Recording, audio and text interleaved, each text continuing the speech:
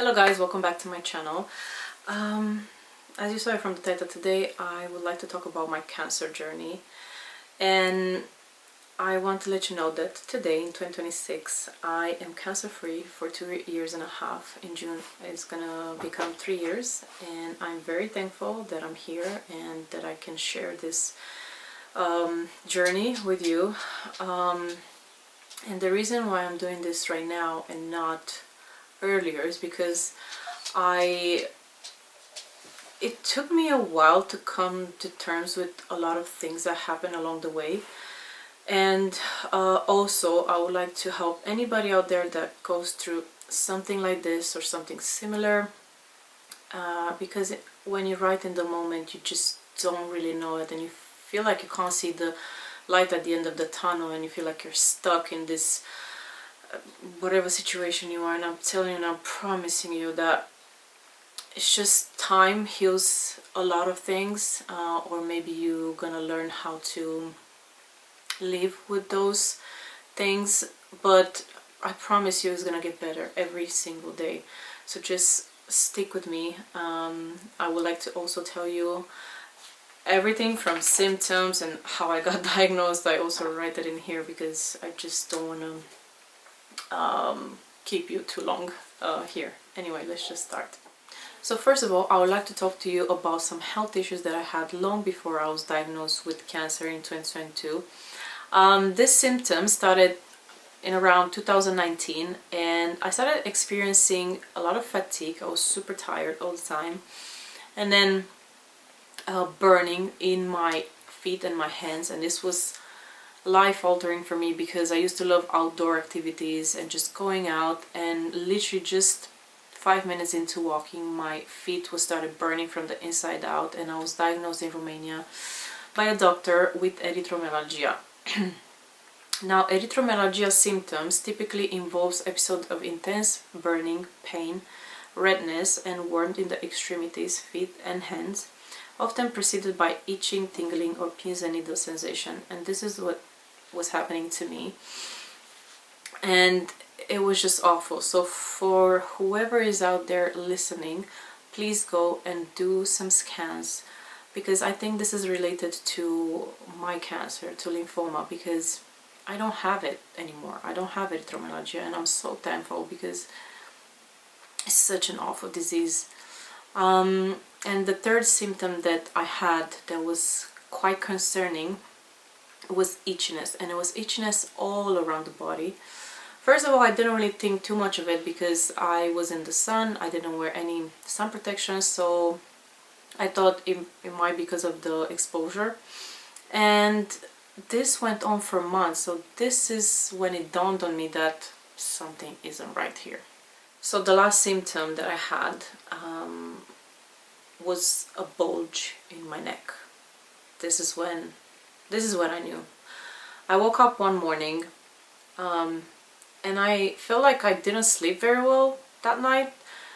I never used to sleep bad, to be honest with you. I always slept amazing. So for me to have like some kind of pain in my neck, it was a little weird. So I put my hand, I remember even now, I put my hand here where the lymph nodes are, and I felt a bulge. And this is when I knew. Like, I didn't need any scans, I didn't need anything. Obviously I was going to do them, but I knew it in my heart I had cancer.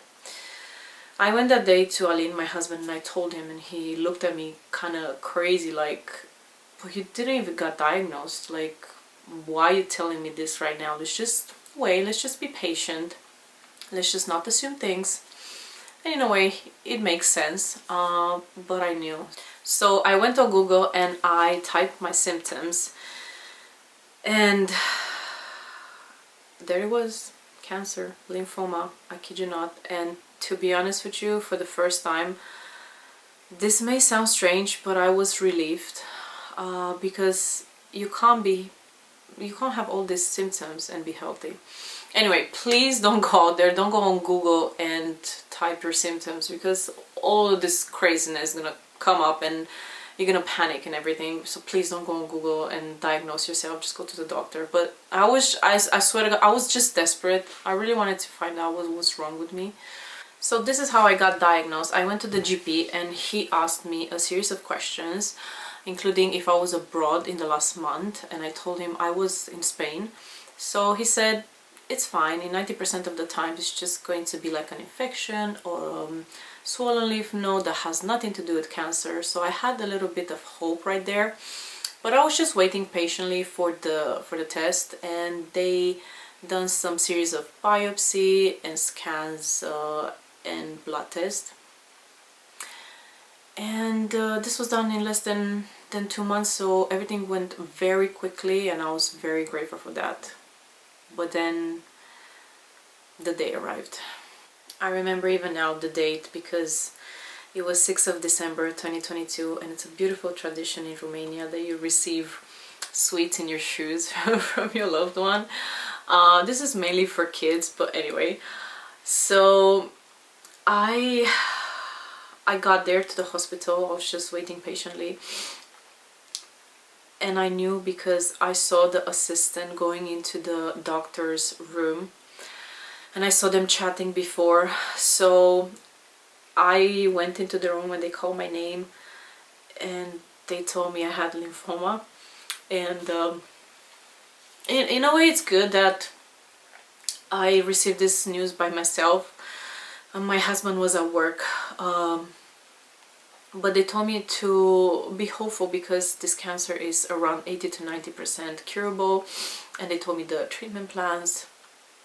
And then I walked out and I went into the parking lot where I parked my car, and I just didn't even cry. I just stared, and it was a beautiful day, and I love to say that the sun was smiling at the world. And I just wanted to go to work, to be honest with you. I didn't want to stay at home, so this was my plan. So next thing I know, I was in the office. And my colleagues knew that I was coming from the hospital, so they asked me about the news and I told them, and one of them started crying. The other one was next to me, hugging me, telling me all this kind of advices because her father was similar situation because he also had cancer. So they were encouraging me. That was very nice. But to be honest, I really wanted to work to get my mind off it. But obviously I had to call my husband, so I called him and I had to tell him over the phone. That was heartbreaking because obviously I wanted to tell him face to face. So when he received the news, he told me, just stop everything. I'm coming to the office. I don't care what's happening today or tomorrow. I'm just coming to the office. We're gonna go home and we're gonna talk. The look on my husband's face when he came to the office, it was just in disbelief.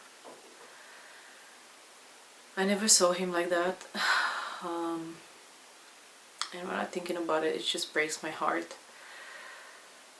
It was just a very hard day to take in. And he told me, where are your managers? Like, you can't work, you were just diagnosed with cancer, who's in today? And I said, it's just a business development manager. He said, just bring her out, we need to talk to her. I said, that's fine. So she came down and he said, we're gonna go home and figure out what are the next steps. And she said, yes, of course, don't worry, just take your time. I completely understand. So we came home and we announced my family. And yeah, up until this point I was very optimistic, but then the treatment started and all the symptoms came. First of all, I couldn't stand to brush my teeth. I was very tired. Then when I was eating, my mouth was hurting, my throat was hurting. Everything that was spicy felt like a poison. All the food had a different taste, so I couldn't really eat much. I lost a lot of weight.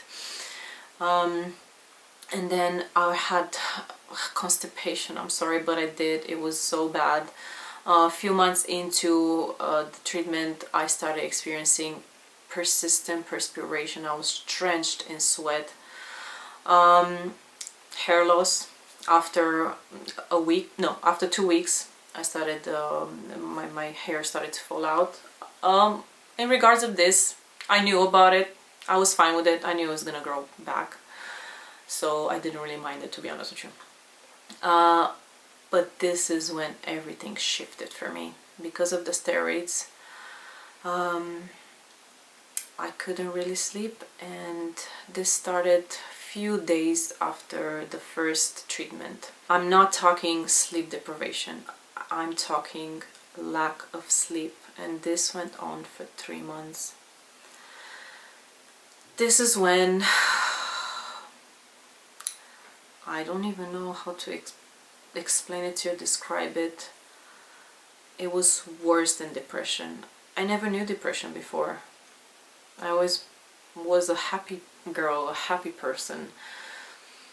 It's not like I never knew in depression, but I never experienced it. So for me, it was something so new, and it was so bad. I feel like it was worse than depression, because I couldn't sleep, I couldn't get energy. I was so tired all the time. People were talking to me, and I used to say just yes and no, because I didn't really have the energy to talk. Can you imagine that? My brain was shutting down. I was shutting down everything around me. I was shutting down my husband, my friends, everybody that wanted to help. And it's just so sad to see the lack of sleep, or just depression in general, what can do to a person. And this has really broke me, because I held on to this so long, and I don't even know if I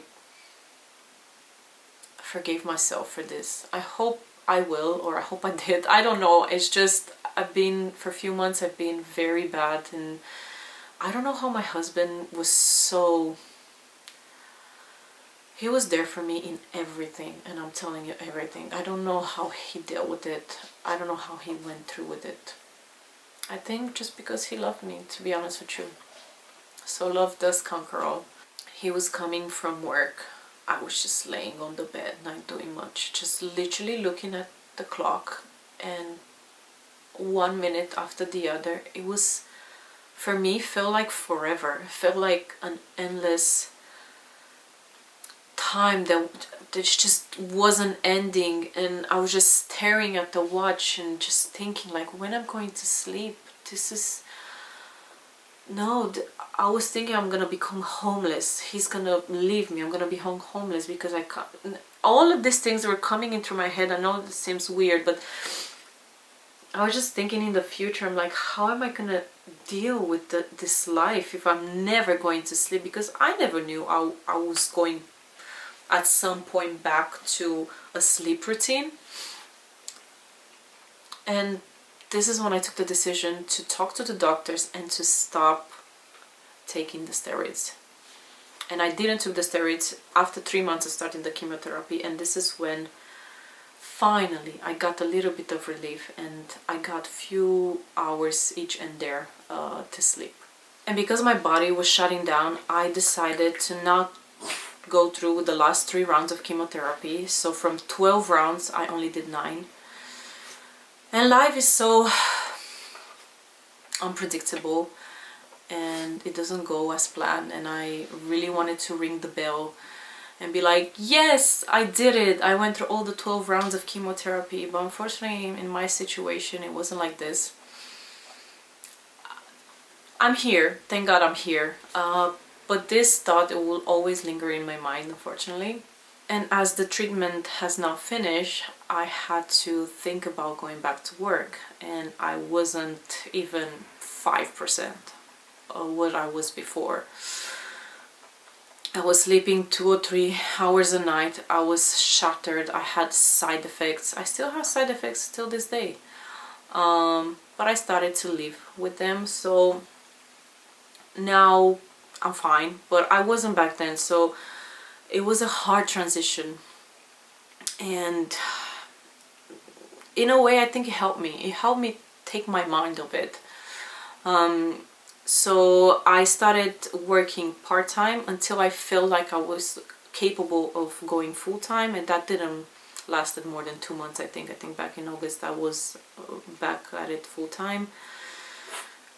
And then just life took its course and we're here today. Now, what helped my mindset to change?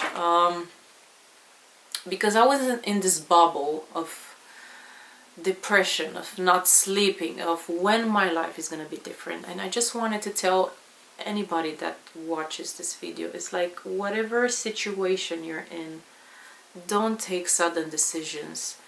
As I mentioned, time heals. Because I was just suffering so much, it was two options, to be honest with you. You're either gonna live like this for the rest of your life, in this state that it doesn't do you any good at all, or you change, or you see the light at the end of the tunnel, you see the sun, you see the people smiling, you see everything that's positive around you, and you move forward with whatever side effect you have, with whatever lingers inside of you. Just go and do the first step, and I promise you're gonna be better. Every single day you're gonna improve.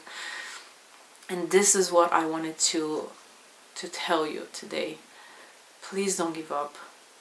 And if your friends or family or whoever you know goes through similar things, just be there for them. And literally, this is what I wanted to talk to you about today. My cancer diagnosis, my symptoms, everything.